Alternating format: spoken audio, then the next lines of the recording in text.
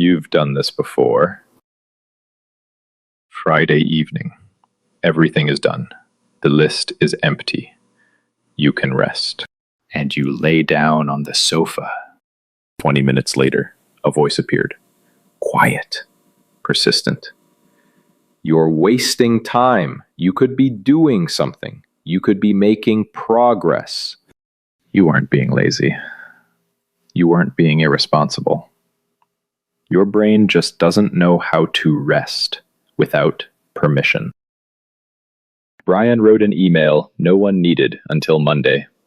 Spark opened her work chat 3 times.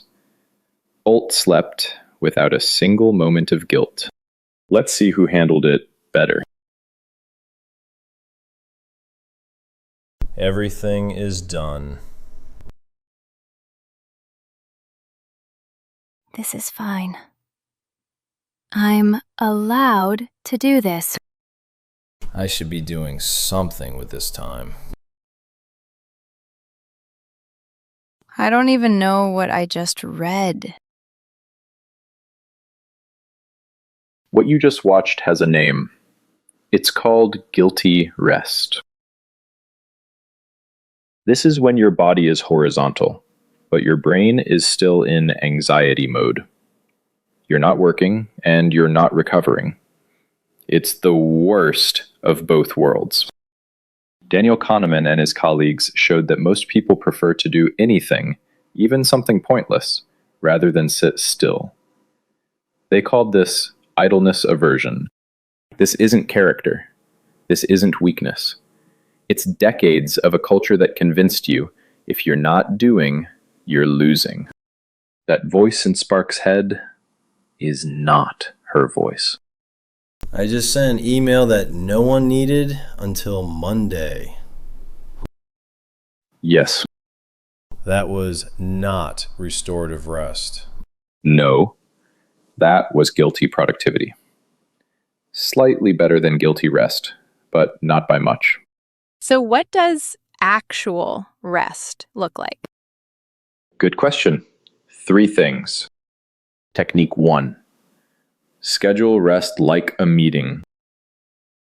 When rest is in the schedule, the brain stops treating it as wasted time. It becomes a legitimate activity.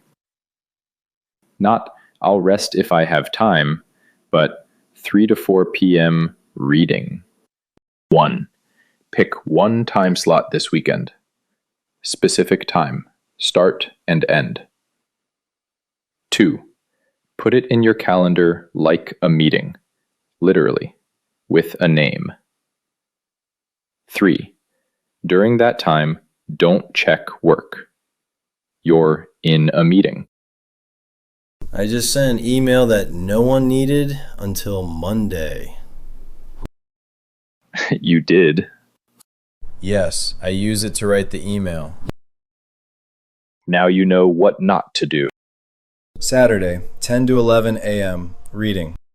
I'll read about project risk management. That's still work, Brian. Fine. Something else. Technique 2. Name the type of rest before you start. Naming reduces anxiety. It's the same mechanism as episode 4, name it to tame it. Not just, I'm resting, but what kind? Physical rest, your body recovers. Mental rest, your brain switches to something effortless. Emotional rest, you stop processing other people's expectations. 1. Before you lie down, say out loud, "This is mental rest. My brain is switching off." 2. Put the phone away. Completely. 3. 20 minutes. Real ones. So instead of lying there feeling guilty, I say what kind of rest it is. Yes, because guilty rest happens when rest has no name and no permission. By naming it, you give it both. This is mental rest. My brain is switching off. Less. A little. Technique 3. The 20-minute rule. 20 minutes of real rest gives more recovery than 2 hours of guilty scrolling. This isn't a metaphor. It's physiology. The nervous system only recovers when it actually switches off. 1. Set a timer for 20 minutes. 2. Remove everything work-related: phone, laptop, notifications. 3. Do what you chose fully. When the timer goes off, you've recovered. 20 minutes is a very short unit of time. Yes, but you just spent 50 minutes on guilty rest and feel worse than when you started. Point taken. What does Bolt do for 20 minutes? Bolt has been practicing restorative rest since birth. He has no guilty rest. Bolt has never thought, I should have been doing something while I was lying there. Bolt has no deliverables. Bolt has Bolt. This counts as restorative rest. Yes, Brian. I put it in the calendar. I know. Bolt didn't need a calendar. Bolt didn't need a podcast about hustle culture either. Fair point.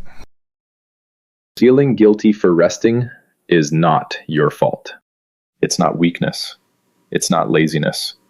It's decades of a culture that equated productivity with worth. And now your brain doesn't know how to switch off without permission. 20 minutes of real rest is better than 2 hours of lying there with your phone and a sense of guilt. Bolt gave himself permission to rest. No schedule, no techniques, no explanations. You can too. 3 things that work. If you want to actually schedule your rest this weekend, I made a worksheet. Free. Link is below. Brian made a Gantt chart for his recovery time. Spark wrote 3 words: Bolt, sofa, no phone. Both of them made it to Sunday feeling like they actually had a weekend. Are you a Brian? You feel guilty unless you're being productive, even on a Friday evening? Or a Spark? You try to rest but can't stop checking in? Tell me in the comments.